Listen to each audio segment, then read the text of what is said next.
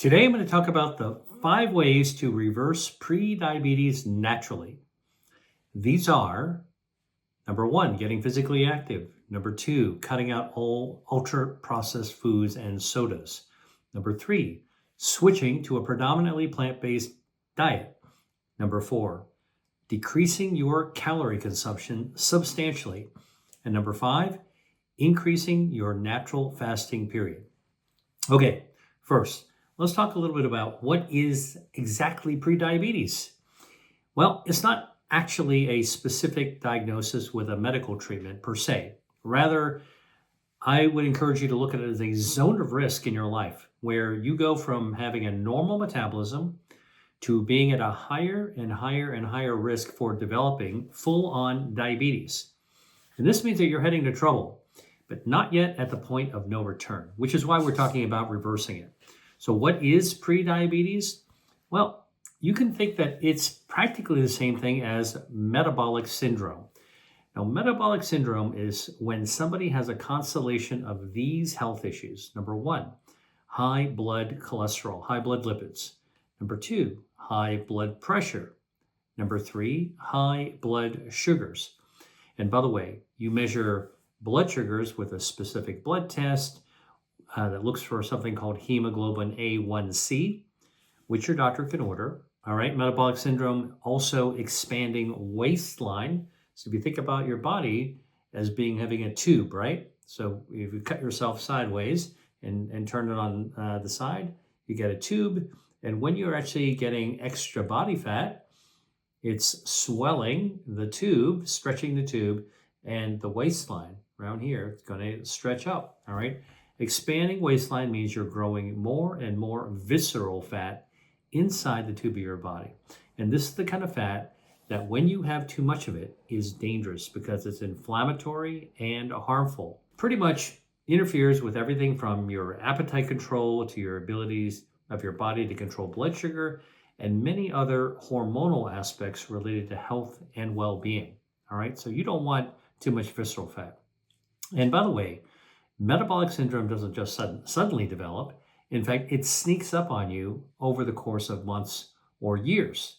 If you have a family history of type 2 diabetes, you're more likely to be at risk for developing metabolic syndrome or prediabetes, but that's not a given. Many people who have parents or other relatives who have diabetes have dodged getting it, and we're going to talk about what you can actually do to avoid it. But if you do develop prediabetes, the good news is that it can be reversed. That's right.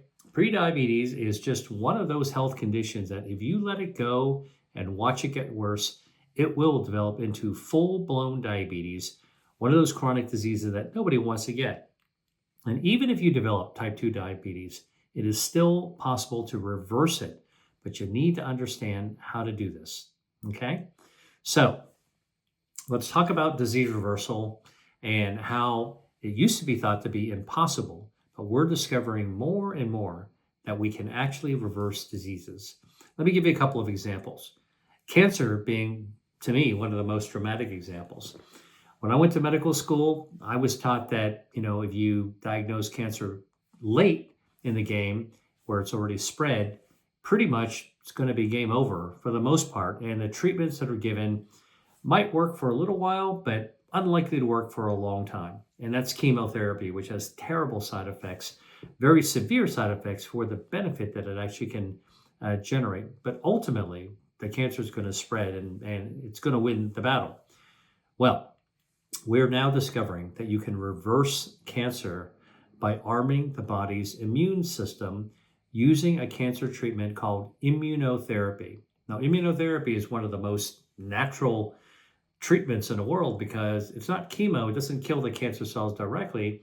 What it does is it prompts your body, it jacks up your body's own immune system so that your own immune system can go after the cancer. And in fact, there are many patients who have advanced cancers who get onto immunotherapy.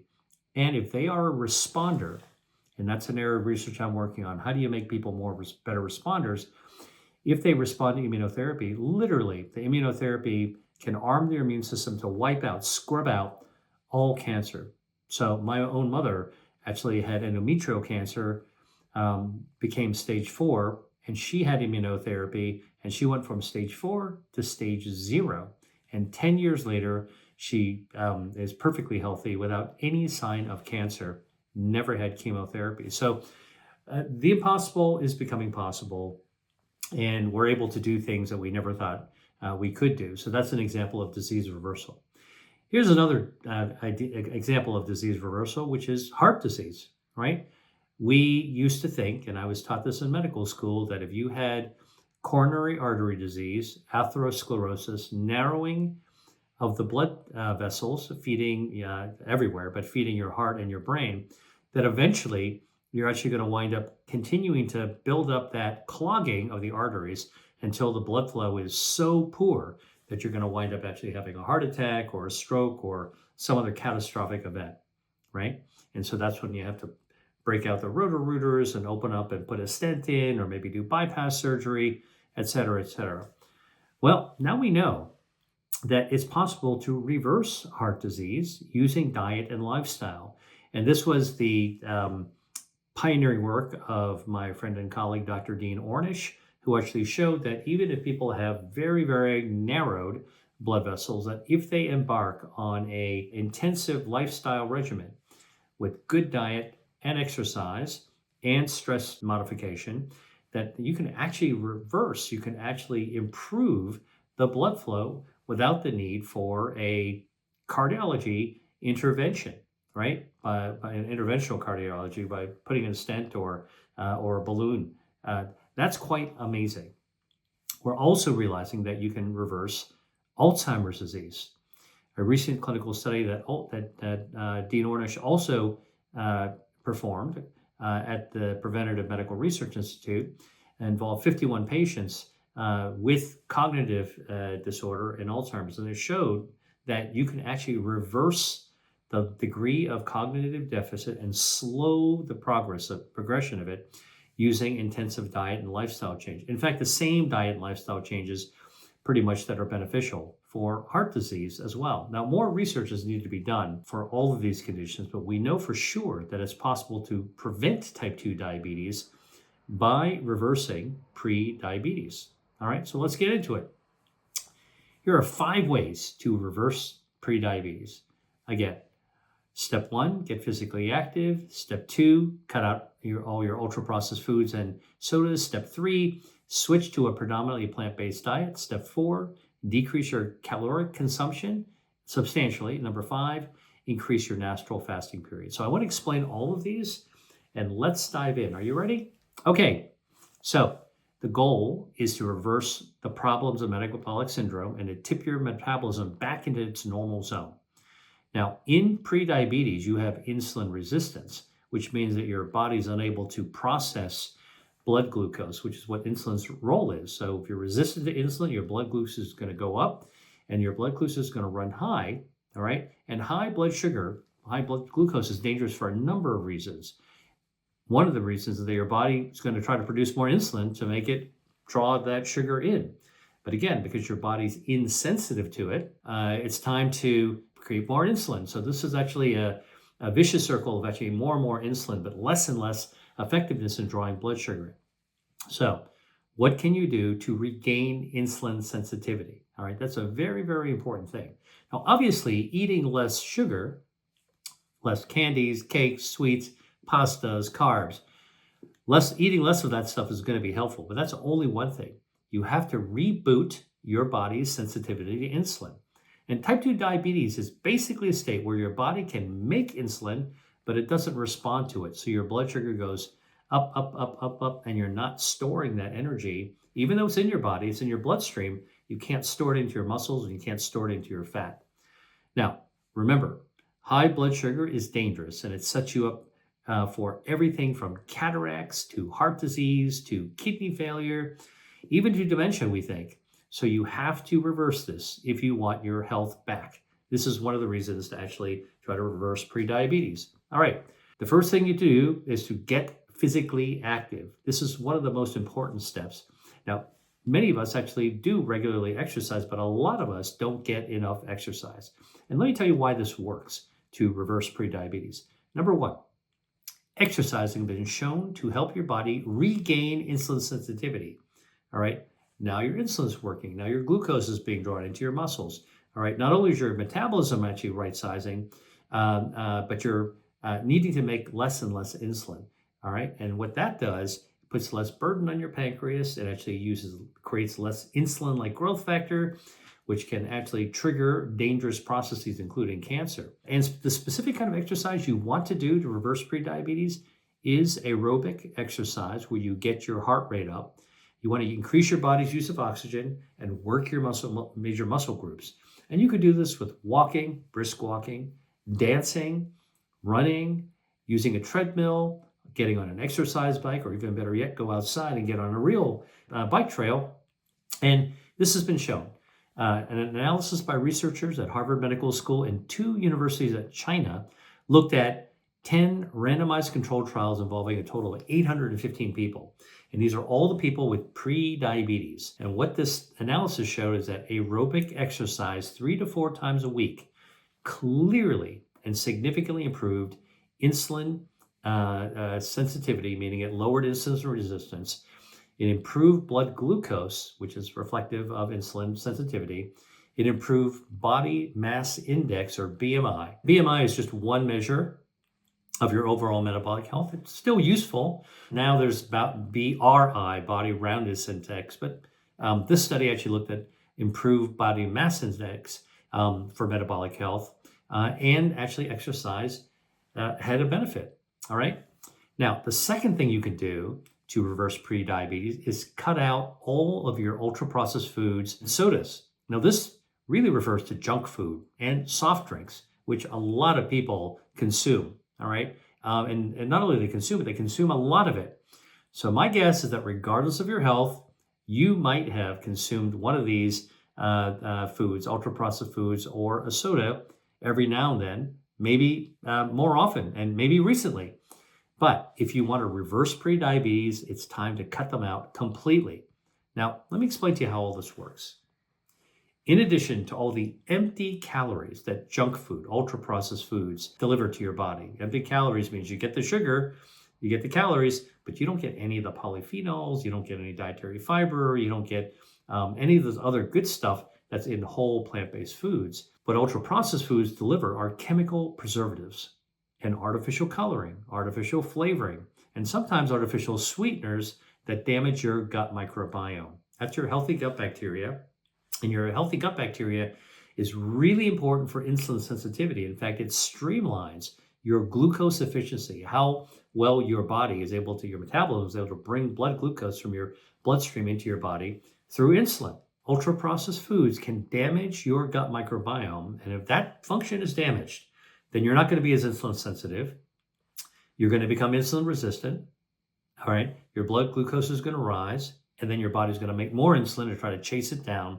It's still not going to work. All right. So harming your gut microbiome is bad. Ultra-processed foods and sodas and diet sodas can also damage your gut microbiome. So you don't want to do this. If you want to reverse this problem, stop eating ultra-processed foods and stop drinking soda and other sugar-sweetened beverages, and stop artificially sweetened beverages and foods as well. All right. So what's an ultra-processed food? You know, this has been talked about so often now, but I can tell you from my perspective, it's basically food made in a factory with a huge number of ingredients and lots of chemicals added that you can't pronounce and probably don't know what they do. The easier explanation is, if your grandmother wouldn't recognize the ingredients as food, it's probably ultra-processed. All right, so just avoid those. Cut those down, cut those out. Very important if you want to actually reverse prediabetes. Here's the third thing you can do. Switch to a predominantly plant-based diet. Now, how does this work? Plant-based diets, which include fruits and vegetables and nuts and legumes and seeds, healthy oils that come from plants, and herbs and spices, these are the elements of what we know for sure are the healthiest dietary patterns in the world. That's the traditional Mediterranean diet and the traditional Asian diets. And part of the reason their diet is so healthy and the traditional diets actually lower the risk of prediabetes is that plant-based foods are very rich in polyphenols and dietary fiber. All right.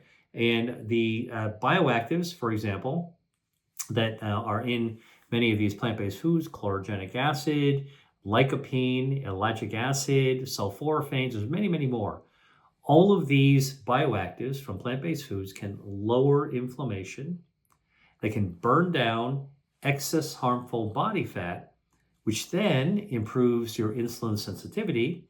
It shrinks your waist circumference, all right? So you can tighten your belt another notch or two, all right? And it actually gets rid of excess harmful body fat and improves overall metabolism, right? So what's not to like?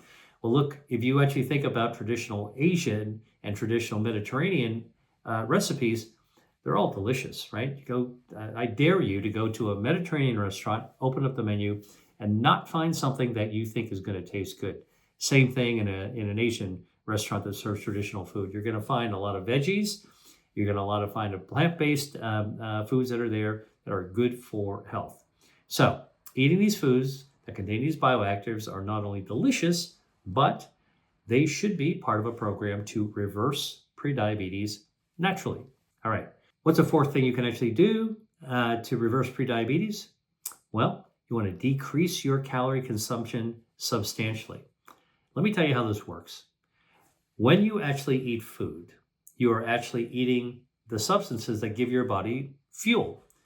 All right. And your metabolism has to burn that fuel to do everything, just to be able to breathe, to be able to stay alive. And certainly if you're going for a walk, if you're running through an airport to try to catch your plane, if you are exercising, you need even more fuel. So fuel is really important. Now, our food gives us the calories. That is our fuel that our body, our metabolism stores in our muscles, and anything else gets stored in our fuel tanks so we can draw down on it like a car with a fuel tank for energy. All right, gasoline for a car, carbohydrates and food, really for our blood sugar, actually for our body's fuel tanks. And when you actually keep on filling up your fuel tank, that's overconsumption of food, all right, which is very common. Don't only pile up your plate for first, but then you go back for seconds, maybe even thirds. Now you're really talking about overconsumption, right? When you're consuming foods, you're actually loading your metabolism, loading some of the energy into fat cells. Your fat cell can expand 3 times in its size. You keep on eating, you got to keep on storing that extra energy into the fuel tank. It's like going to a gas station and keeping the pump going, all right? Well, your car only has one fuel tank and it's rigid.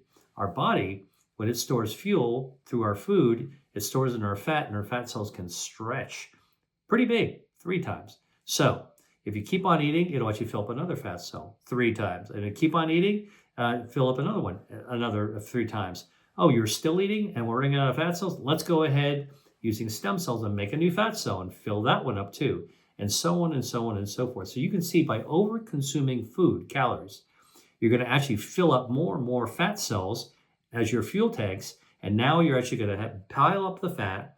The fat's going to expand. And when it expands, it becomes inflammatory, all right, especially the visceral fat.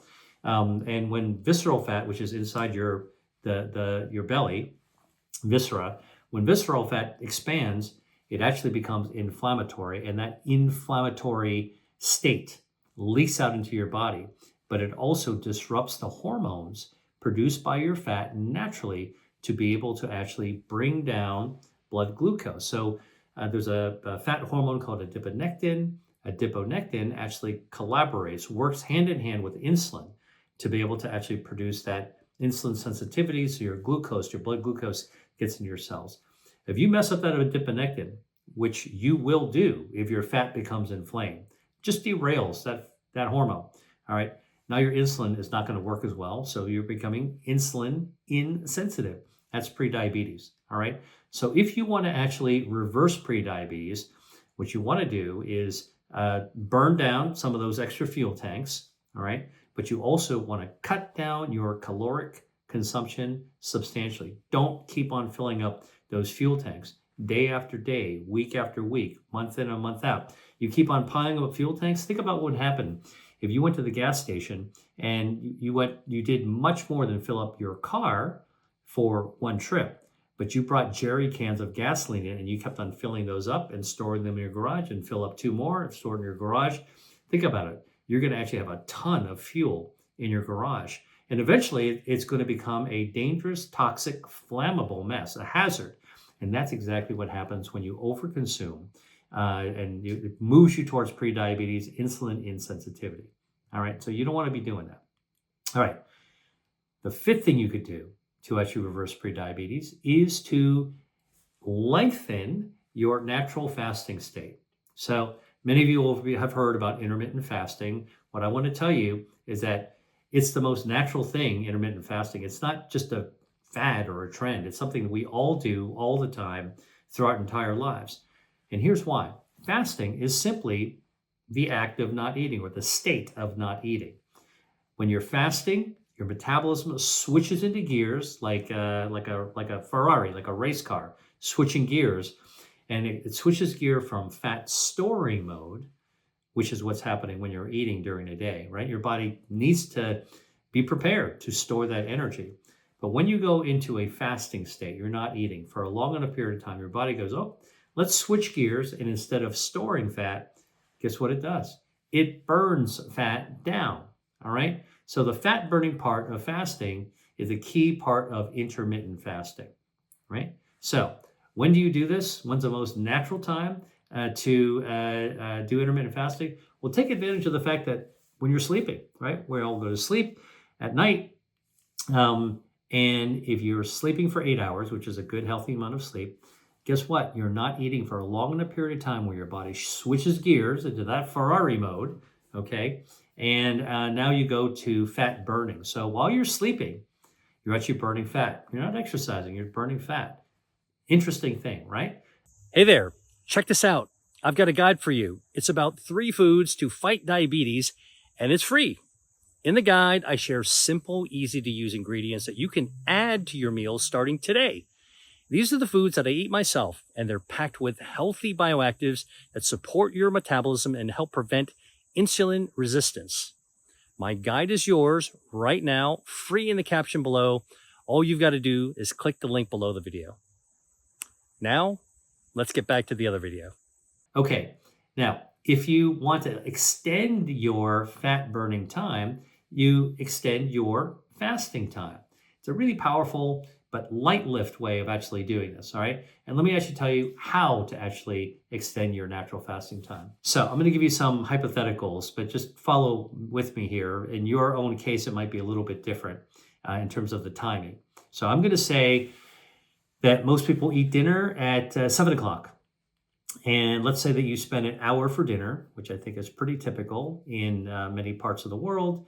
I know there are places that eat 3-hour dinners, but I'm saying most people eat dinner in the course of an hour. And then you might go to bed at 11 o'clock. All right. Maybe you go to bed a little later, maybe a little earlier, but let's for the sake of this point, let's say you go to bed at 11 o'clock. Now, from 11 o'clock to 7 o'clock in the morning, that is 8 hours of sleeping time. When you're sleeping, you're not eating. When you're not eating, you're fasting. So when you're sleeping, from 11 o'clock to 7 o'clock, that 8-hour window is fasting. The Ferrari switches into gears and you're burning fat during that entire time. Remember, this actually happens when your insulin levels go down because you're not eating. All right, that's the trigger for it. So how do you actually improve that and lengthen that period? Well, it's pretty simple. Don't eat after dinner. All right, so 7 o'clock, you eat dinner, you're done at 8 o'clock, you put your dishes in the sink, and rather than take some snacks with you or sit down and nosh on something all evening while you're doing something else, all right, or wait to grab a midnight snack or eat a late dessert, don't do that. When you are actually finished eating dinner, put your dishes in the sink, that's it, you're done for the day. You're not going to eat again until the next day. Now, what's happened is that if you start dinner at 7, finish dinner at 8, put your dishes away at 8, go to bed at 11. Now, when you don't eat for those 3 hours, 8 o'clock to 11 o'clock, you've gained 3 more hours of fasting time in your window. Now, remember, that's 8 o'clock to 11 o'clock is 3 hours. Okay, now you're fasting, okay? And you're starting to burn down extra fuel. From 11 o'clock to 7 o'clock, because you should be sleeping 8 hours, that's a good period of time for overall health. So that's 3 hours from 8 to 11 and then 8 hours from 11 to 7. Now you get up in the morning. During this whole time, your body's burning down body fat. You get up at 7 o'clock in the morning and do what I do. Take your time getting ready. You're going to take a shower. You're going to get ready at the sink. You're going to get dressed. Take your time. You're not in a rush. All right. If you want to think about health, you don't want to rush your health. You want to be deliberate, be mindful, be present. All right. And then after you're done, don't do what your mom told you, which is to roll down into the kitchen and eat a wolf done some breakfast so you can get on the school bus and don't be late. But what I do is take an hour after you're ready, after you get dressed, before you eat anything. All right. So what that means is that for me, I go out for a brief walk. I go read a book. I sit down and read a book. You could exercise, distract yourself, do something else. Even if you check your emails, before long, an hour is going to be up. All right. Then you can sit down for breakfast. So let's take a look at this now. 8 o'clock the night before, you put your dishes away. Now you're not going to eat again. 8 o'clock to 11 o'clock, that's 3 hours. Add that from 11 o'clock to 7 hours. That is 8 hours. Now we're talking about 11 hours. Okay, 11 hours. Now you've just added another hour because you're taking your time before eating breakfast. That's 12 hours. 12 hours is half the day. And if you extend your fasting in the way I just told you, from the time you put your dishes away, and you're able to fast for 12 hours of the day, you are spending 50% of your existence, 50% of your day, 12 hours, 12 out of 24, actually in fat burning mode. This is one way that you can actually burn down that extra visceral fat, lower the inflammation. You can also then allow your adiponectin in your fat, for example, to collaborate with insulin, and you'll start to regain insulin sensitivity again. All right. It's kind of complicated, actually, but the actions you need to take are pretty simple. All right. That's what I would actually recommend. So let's sum this up again. Getting physically active will actually improve your insulin sensitivity to help reverse prediabetes. Cutting down your ultra processed foods and sodas, including diet sodas, will prevent your metabolism from being derailed because you're damaging your gut microbiome. Eating a predominantly plant-based diet is going to introduce all kinds of metabolically active fat-burning polyphenols and dietary fiber that activates your gut microbiome, the healthy bacteria that then improves your insulin sensitivity, lowers your blood lipids, your cholesterol, harmful cholesterol goes down, and activates your body's health defenses. So you're overall healthier metabolically and otherwise. And this is actually the start to be able to get on the right track to reverse your prediabetes.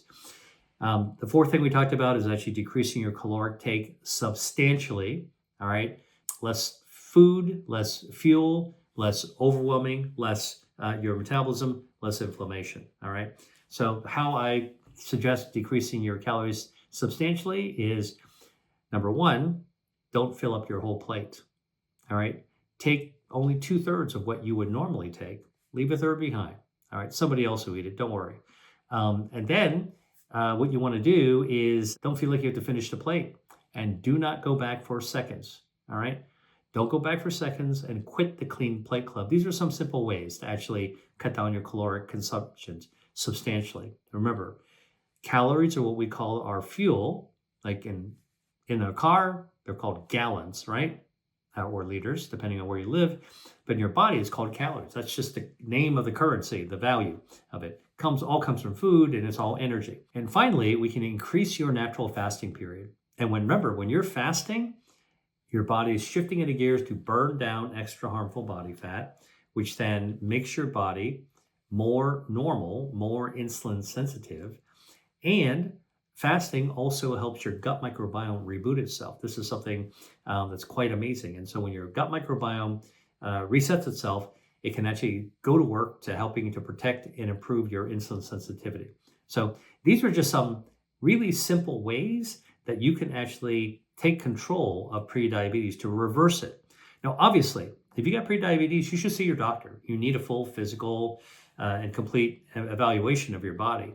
And your doctor should check your blood tests to make sure there are no other reasons, no other medical conditions, it could be quite serious, that are going on that could contribute to your pre-diabetic state. All right. I hope you learned something new from this video. Thanks for watching, and I will see you on the next video. Dr. Lee out. Hi there. If you enjoyed watching this video, I know you'll love the next one. Stay here and check it out, and I'll see you there.